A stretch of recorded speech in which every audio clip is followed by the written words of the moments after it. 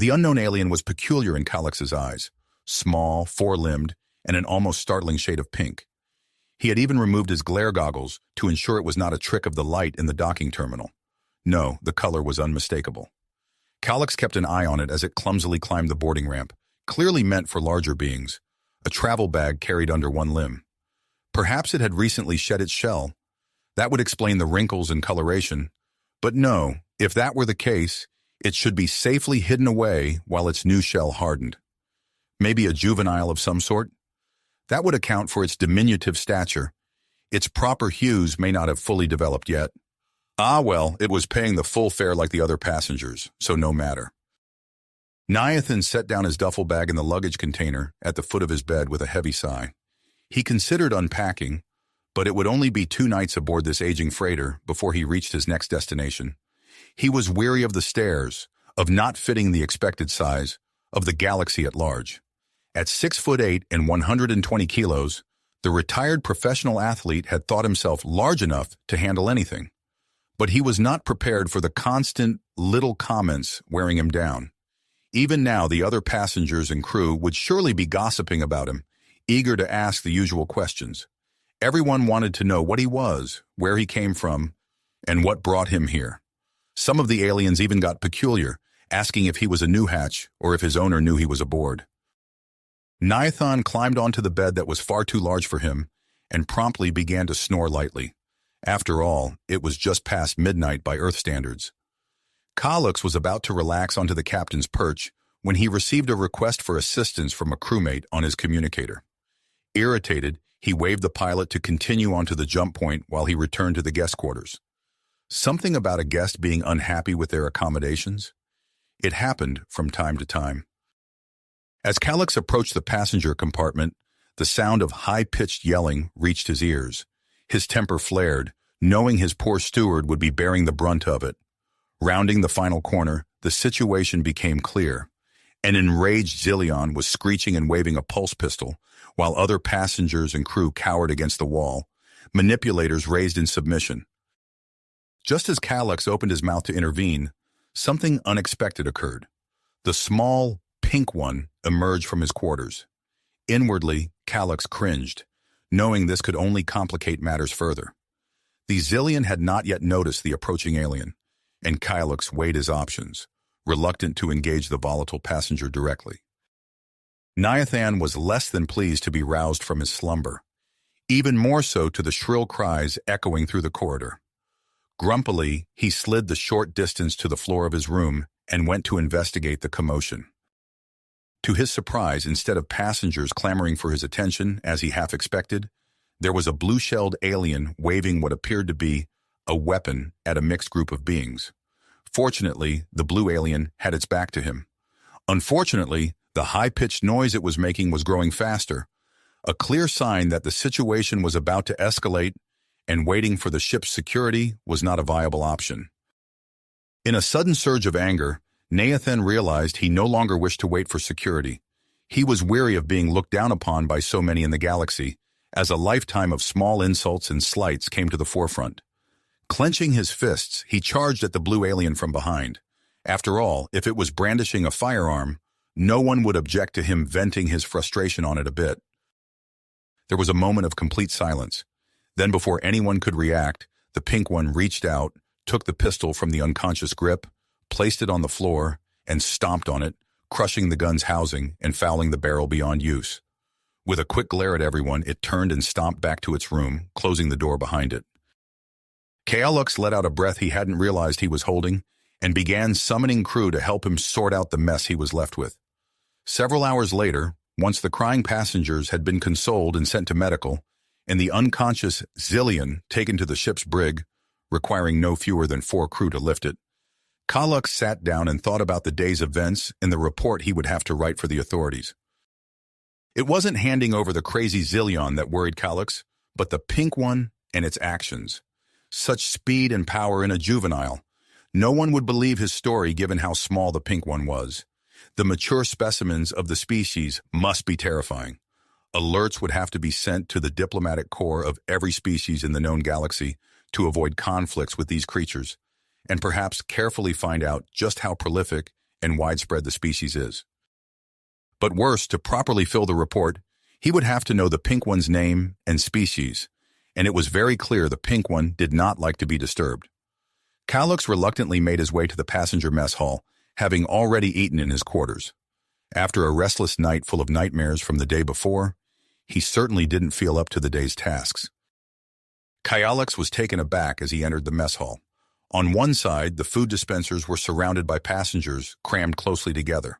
On the other, the pink one sat alone, with an abundance of food in front of it compared to the rest. Seeing Kallux, the pink one made a curious expression with its lower face and gestured him over. Kallux, trying to conceal his nervousness, approached as Nathan quietly observed, amused. Having finally gotten a good night's rest, Nathan had braced himself for the usual questions, but none had come. In fact, the other passengers seemed to be avoiding him. When the captain entered, Nathan caught his eye and waved him over, planning to apologize for the incident the day before. Nathan casually checked his translator as the captain sat down, relieved to have someone willing to converse with him. The pink one introduced itself as Nathan and its species as human. It answered all his questions for his report while continuing to flex its face and consume the food, all the food in front of it. Kallux was quietly proud of his self-control as he managed to clandestinely ask about the human's military prowess and population. The foolish juvenile happily divulged everything, including to Kallux's immense relief that humans had few natural weapons or armor, mostly relying on their favorable size-to-strength ratio. Furthermore, the species was scarce in the wider galaxy, preferring to remain in their own systems on the fringes of space. Perhaps this species posed little cause for concern after all. Feeling himself slowly relax, Kallux decided to ask Nathan some personal questions, aiming to better understand the passenger now that it was no longer so terrifying and had apologized for its previous actions, providing context. Kallux inquired about Nathan's age and nearly fell from his perch. If that was the typical age for their juveniles, this must be one of the longest-lived species in the galaxy by a significant margin. Nathan seemed a bit startled by the captain's evident shock. He had been enjoying the simple yet direct conversation up until Sa'al asked about his age. What was the big deal? 38 was not particularly unusual for a retired professional football player.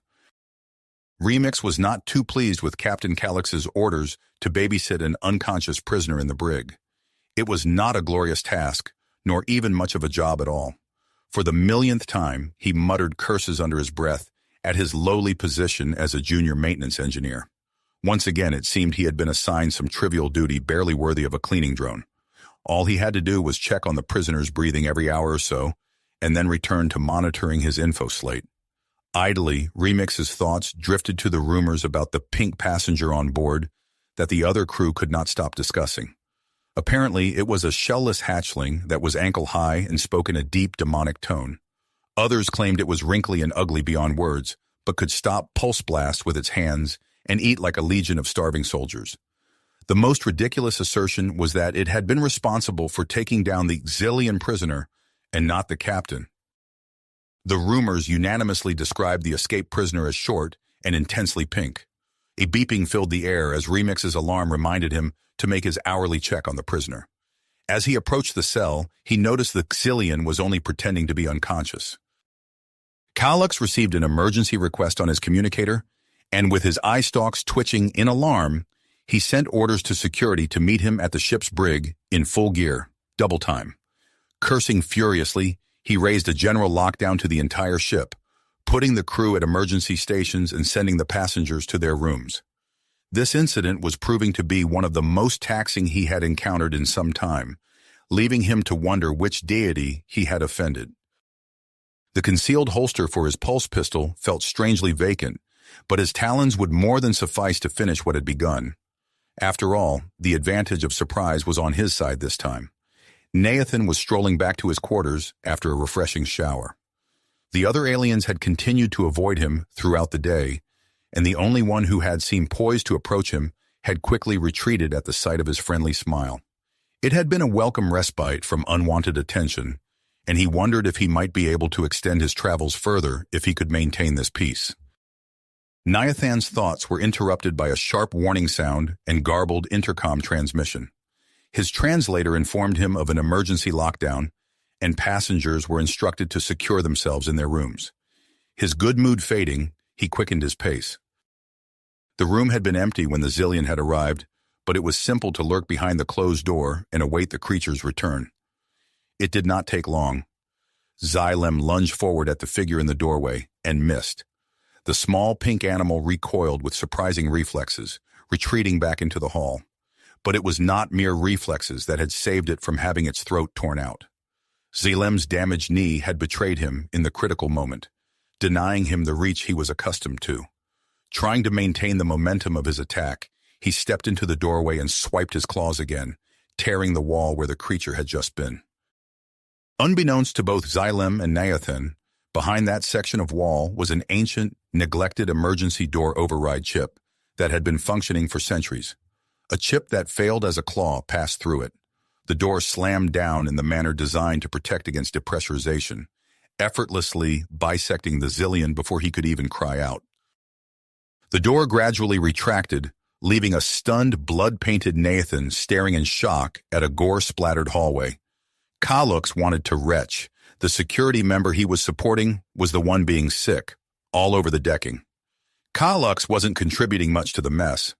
Apparently, the crew member had been the one to discover the Pink One's horrific rampage, and the poor prisoner must have come across them by accident, and Nathan had not been forgiving, using his impossible strength to tear the Zillion in two.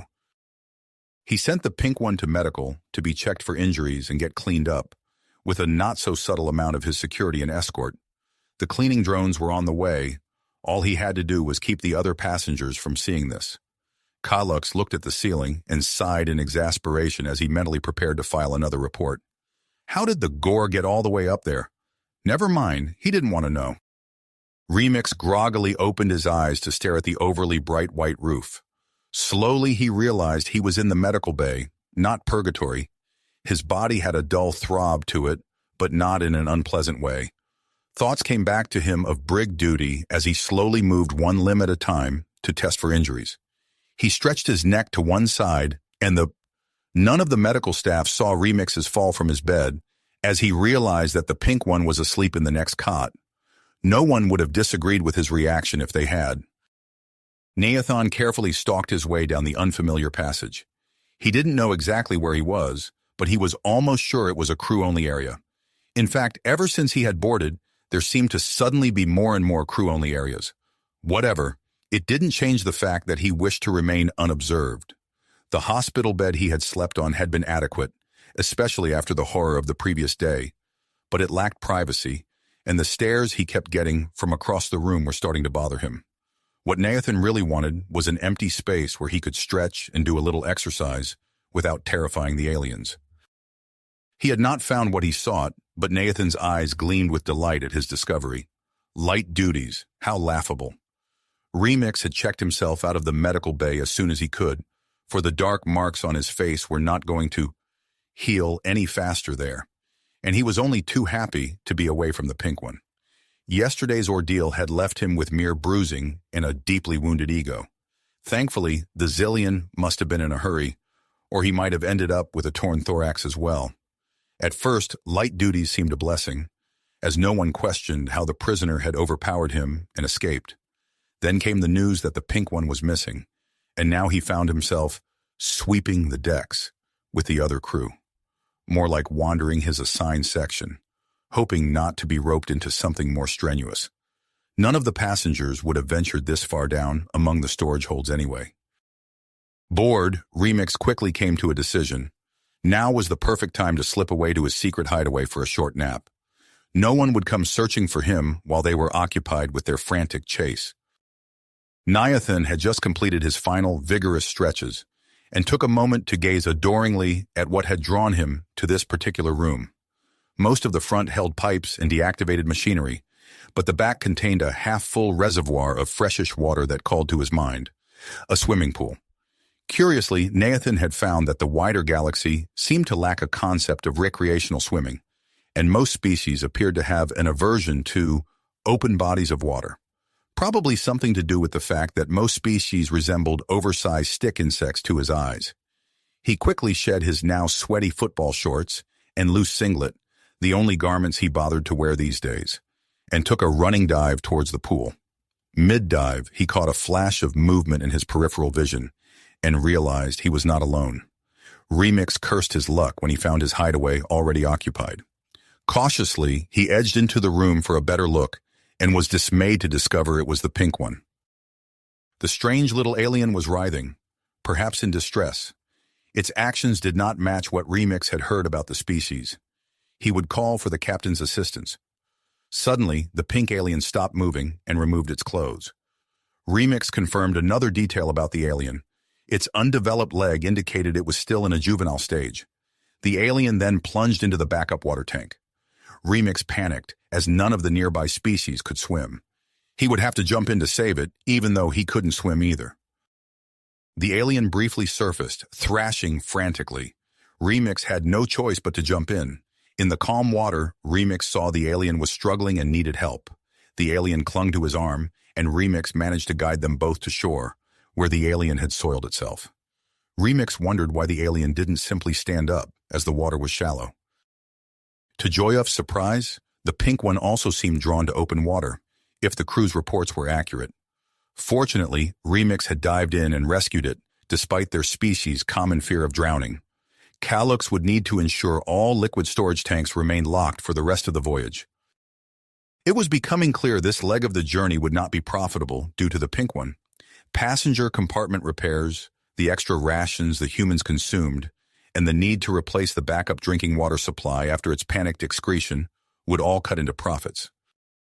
Joyuf reviewed the scan report again, hoping to make sense of the contradictory findings. His autodoc had scanned the pink one twice, once after the escaped prisoner incident, and again after the creature had nearly drowned itself. The report in his hands didn't make deciphering the being any easier. He was meant to check for water inhalation, but the report insisted this human was mostly water. Why did its developing shell have so many gaps in the upper torso, and the lower torso almost none at all? Deep inside one of the ship's dark cargo holds, a small vermin creature sank its front teeth into the satisfyingly textured frayed cargo strap. The strap eventually gave way, and several hundred kilos of wooden and metal crates fell from their poor stacking, quickly ending the unfortunate creature beneath their mass. After the noise had stopped, other curious vermin cautiously approached to see what new surfaces were revealed to explore. One of the wooden crates had been split by its fall, leaking a slight but distinct odor that sent the vermin fleeing in panic. Slowly, a hairy creature emerged from its accidental prison, large glassy eyes taking in its surrounds. Nearly invisible in the low light, it silently lowered itself on an uneven number of legs to consume the crushed vermin remains. Niathan was doing his best to relax. Thankfully, the voyage was nearly over, and they should reach the next station the following morning. He was grateful to Captain Calux for his concern for his well-being, but being confined to the medbay was tedious, and frankly, the pale doctor's frequent glances away from his work were starting to feel unsettling. He suspected that if he couldn't find somewhere else to be soon, he might be subjected to some examinations. Perhaps he could request a walk. It was a curious thing, watching the pink one balanced on only 2 legs. Joyuf paid careful attention to the rhythmic movements for his study as he supervised its evening walk. From a safe distance behind it, of course. The human knew he was there, but didn't seem inclined to attempt any conversation or other activities. That suited Joyuf just fine. The fewer interactions, the fewer things that could go wrong. Before they had left, he had taken the time to fill out a maintenance request for his autodoc. It had to be giving false readings. That was the only possible logical explanation. Just look at how smoothly it moved, almost like it was never meant to develop into its adult form. There were plenty of species that moved on only 2 limbs, but never in their juvenile stage. Suddenly, the pink one used those elegant movements to accelerate away at speed while yelling something that didn't translate properly. Alarmed, Joyuf gave chase but quickly fell behind until he had no realistic chance of catching up. It had promised not to do exactly this when he had agreed to let it out. Joyuf took a moment to compose himself and then used his communicator to message the captain. Just what on earth did puppy mean, anyway? Remix was reattaching the maintenance cover on the autodock when the pink one sped through the door and into its corner of the room, happily cooing to itself. Catching sight of the hairy, venomous creature the pink one was clutching to its body, Remix promptly lost consciousness. At least he was already in the medbay. Niathan sat on his oversized bed and warmly squeezed the wriggling space dog firmly to his chest. Well, sort of space dog anyway. It was about the size of a black German shepherd and had similarly dark, thick fur as well, soft and good for petting. But most German shepherds didn't have fangs instead of teeth, or beady eyes, or 6 legs, one reduced to just a nub beneath the fur. The poor thing, it must have been mistreated, lived a hard life without proper care. It had certainly eaten the dinner he had offered it with gusto, accidentally scratching his arm in its haste. The animal had run when Nathan first spotted it in the hallways, but seemed to have calmed down enough with a full belly to reluctantly accept his petting, if not his snuggles. Perhaps the creature could be trained. If no one else aboard claimed it, Nathan resolved to keep it. All he had to do now was think of a name. Joyuf had wanted to berate the human for running off when he had returned to his medbay, and found it there like it had never left. Then he saw what it was playing with and promptly changed his mind. How had the pink one smuggled a spider of all things on board without anyone noticing? The dangerous predators were tightly controlled across space, for zoos and medical research collections only. Unfortunately, it seemed that the pink one was already bonded with the ratty-looking creature and refused to relinquish it to the airlock when asked. At least the spydiator didn't have female markings, meaning that he didn't have to worry about it laying its eggs in anyone. Joyuf calmed a little as he continued to observe the odd pair. The spy-DH, typically solitary creatures, at least seemed tolerant of the human. He made a mental note to request the captain implement more thorough luggage screening. With alarm, he spotted the red marks on the human's arm. Had he been bitten? Was he already succumbing to the venom? What would he tell the human's broodmother? The pink one noticed his sudden distress and soothed him, explaining that it was merely an accidental scratch, not a bite. Then he showed Joyuf the areas where he had been bitten. Niathan was proud of his new companion's shadow. He had quickly learned that the space dog made no sound, no barking, no vocalizations, not even a whisper of footsteps. Given its black coloration, the name felt perfectly fitting. Leaving Shadow tethered to his bed with a makeshift leash of surgical tubing, Niathan reluctantly allowed the repaired autodock to perform a new scan. Hopefully that would satisfy the unsettling doctor and grant him some respite. Just as he finished, Captain Saal approached to speak with the doctor. Their conversation was too low and rapid for his translator to discern, but the captain did spare him a moment afterwards. Saal observed Shadow briefly before offering Nathan condolences, which the young man mistook for congratulations. Beaming with pride, Nathan thanked him and invited the captain to pet Shadow. Saal shifted uncomfortably, politely declined, and swiftly departed. That was understandable, as the captain's duties must keep him occupied. Over the next hour, several other passengers and crew members stopped by to offer their congratulations and express gratitude for Nathan's actions in saving them from the mad zillion. Perhaps they were beginning to warm to him now that he had avoided any accidental deaths for over a day, yet they all maintained their distance. Joyuf could see the human was starting to falter, despite the bloodwork appearing normal. The latest scans showed no difference from the previous ones, so the autodock must require replacement. Or perhaps the spider's venom was even more insidious than he had read. Interestingly, the pink one's impending demise had not soured its relationship with the animal. This opened a new area of study. The human must bond strongly with others if its killer was still welcomed. The human had kept its head held high for the others, pretending to be in good spirits despite surely being terrified for its own fate. Joyuf's respect for the human grew despite the difficulties it had caused him. The time came to retire for the night. Joyuf gave the pink one last pitying look before heading to his own cabin, locking the medbay door behind him.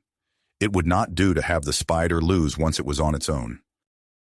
The lights were out and the bed comfortable, but something wasn't right. Nathan was tired from the day's activities, but there was a feeling that he was missing something important. He rolled over and shifted a few times, but that didn't make anything better. Realization hitting him hard, Nathan lifted Shadow from the floor and settled him into the oversized bed beside him. Plenty of room for two.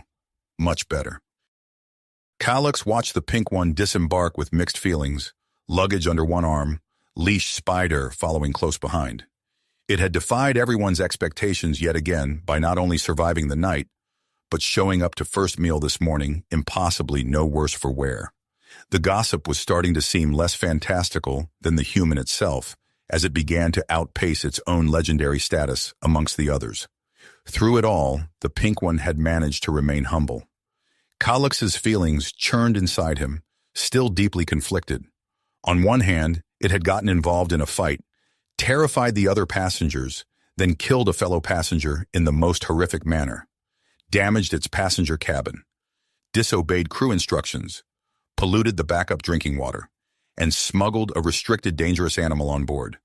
On the other hand, it had saved hostages, impressively feasted like a hero of old, volunteered information on its exotic species, stopped a dangerous escaped prisoner, insanely swam in an open body of water, survived being bitten by a venomous creature, paid in full like an adult passenger and not a juvenile, and maintained a polite and friendly attitude to the captain throughout it all. That morning, Calyx had carefully revised his reports, clearing Nathan of any wrongdoing. He didn't want anyone getting injured or worse trying to stop the little pink human. He was amused as others in the terminal gave the Spydar looks of alarm and a wide berth, not realizing that it was the less threatening of the unusual duo.